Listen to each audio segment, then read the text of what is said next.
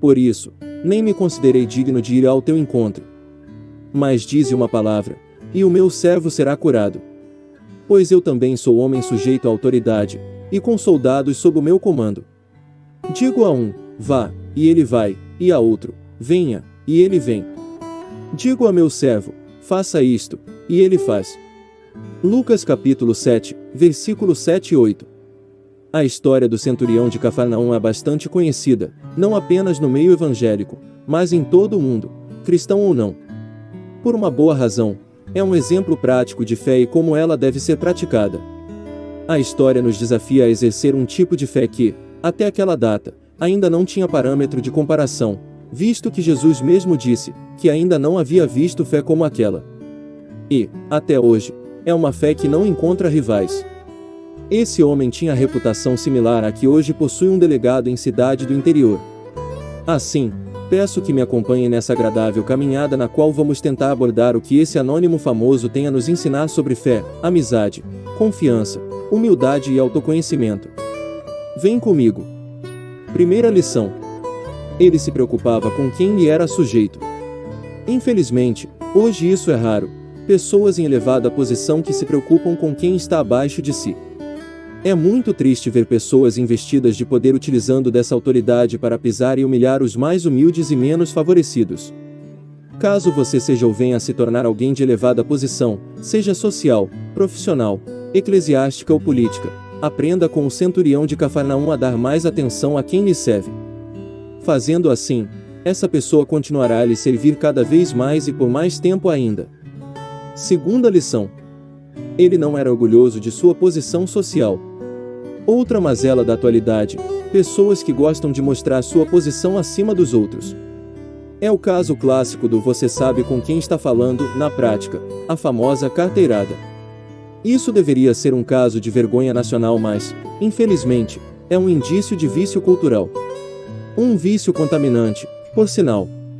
Nossa sociedade apresenta sinais claros de que está enferma, e esse é um desses evidentes sintomas.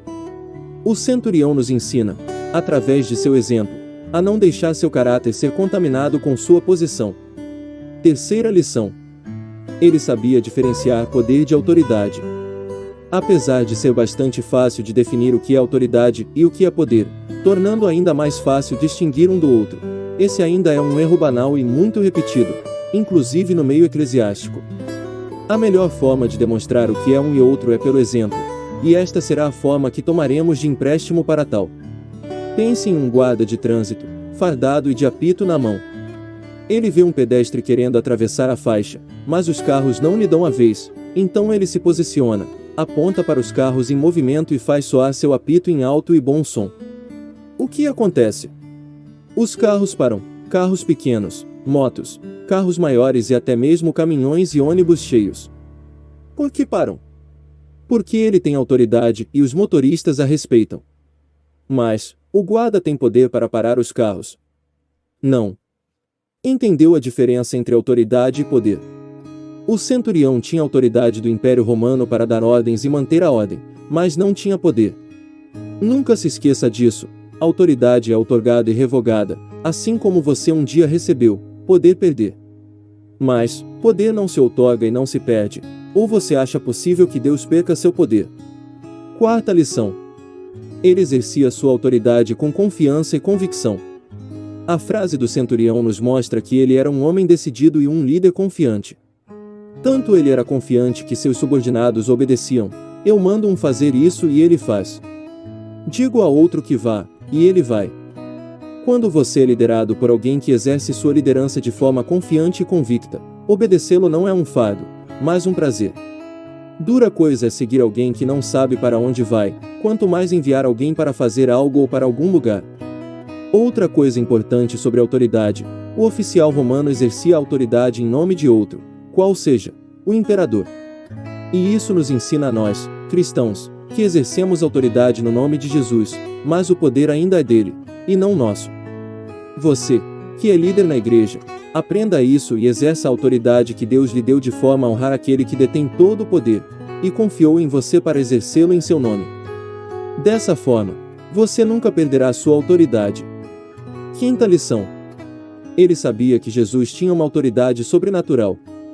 Isso é algo que me chama a atenção. Um gentio que, na teoria, desconhecia o poder de Deus manifesto em Jesus, não tinha qualquer dúvida sobre a capacidade sobrenatural do Senhor em realizar milagres. Por sinal, uma coisa que os fariseus, santos, os mestres da lei viviam tentando desacreditar e distorcer, o poder sobrenatural de Jesus. Infelizmente, esse é o tipo de coisa que ainda vemos acontecer, crentes duvidando do poder de Deus, de Ele realizar um milagre em nossas vidas, enquanto pessoas que não professam a mesma fé que nós, e não conhecem o Senhor como nós conhecemos, não duvidam que Ele pode realizar algo miraculoso e mudar o quadro de suas vidas. Essa é uma dura lição que nós, cristãos, aprendemos com o centurião: confiar mais no Senhor e crer que o milagre vai acontecer. E você, faz como o centurião e também crê que o impossível Ele pode fazer em sua vida. Sexta lição. Ele sabia que uma palavra do Senhor poderia mudar qualquer situação adversa. Essa é a consequência natural de crer no poder de Deus para mudar situações. O centurião demonstrou um tipo de fé singular, uma fé capaz de fazer tremer o pior dos demônios e de impactar o crente mais fiel. Ele mostrou a fé como ela deve ser, uma fé que, na maioria das vezes, temos medo de exercer, de colocar em prática. Nós, cristãos, somos impactados e desafiados pelo exemplo do centurião, crer que uma palavra do Senhor pode mudar tudo. Quantas vezes somos testados em nossa fé, e achamos que a situação está perdida? Nesses momentos, corremos aos pés de Jesus e pedimos que Deus reverta o quadro, esperando que Ele nos responda e nos dê o alento para seguirmos em frente. Mas, vai passando o tempo, as coisas não mudam ou, pior, pioram, e nossa fé vai esvanecendo e a confiança esmorecendo. Nós nos esquecemos, com relativa facilidade, da palavra do Senhor, dita em nosso favor, aquela mesma palavra que choramos e nos alegramos ao ouvi-la. Sétima lição. Ele acreditava que a palavra de Jesus era poderosa para reverter o quadro. Algumas vezes da nossa trajetória nós somos obrigados a crer no milagre. Geralmente isso acontecia quando não havia mais saída ou outra opção. Nós ficamos sem alternativas, então só nos restava crer. É mais ou menos parecido como naqueles filmes em que o mocinho está à beira de um precipício, com o mar lá no fundo, sem vontade alguma de pular. Mas, os inimigos estão chegando, querendo esfolá-lo vivo e ele, sem saída, pula. Na vida, apesar de não ser bem assim, é bem por aí. Às vezes, Deus nos coloca nesses becos sem saída da vida justamente para nos dar aquele incentivo: pula, meu filho, nos meus braços, que eu te seguro. Mas, não é fácil. Aliás, não é nada fácil. Como dizia um pastor amigo meu, a fé é um salto no escuro nos braços de Deus. O centurião, ao contrário da maioria de nós, quando ouve uma palavra da parte do Senhor, vai embora crendo que Ele vai resolver a situação. O centurião, não. Ele acreditava que a palavra do Senhor era poderosa e eficaz antes de Jesus proferi-la. Mínimo, isso é que é fé. Bota fé nisso. Conclusão.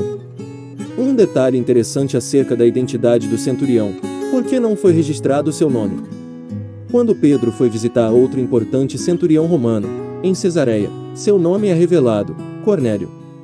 Mas, por que a omissão ao centurião de fé?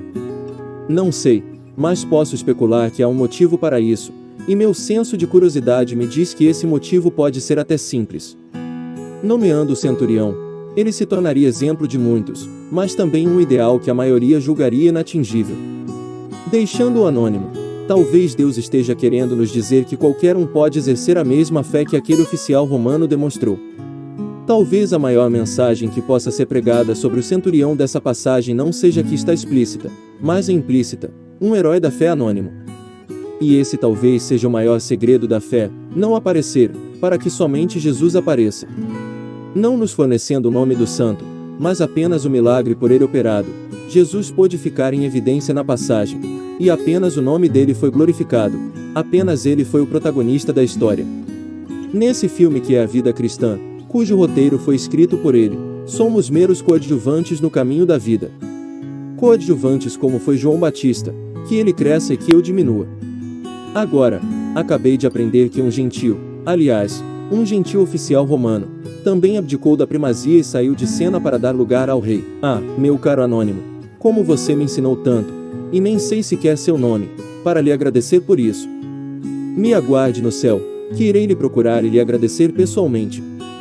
E você, aprendeu as lições do centurião de Cafarnaum? Que tal, agora, acreditar que o Senhor tem poder para fazer o milagre e esperar que esse milagre aconteça de verdade? Que possamos ter a fé do centurião e crer a cada dia mais em Deus. Confiar e acreditar em seus milagres. Pois o Pai pode fazer todas as coisas em nossa vida. Que essa mensagem possa ser bênção na sua vida e que nós possamos aumentar a nossa fé a cada dia mais. Que a paz de Jesus Cristo seja sobre a sua vida, hoje e sempre. Fiquem com Deus, meus amados irmãos e irmãs.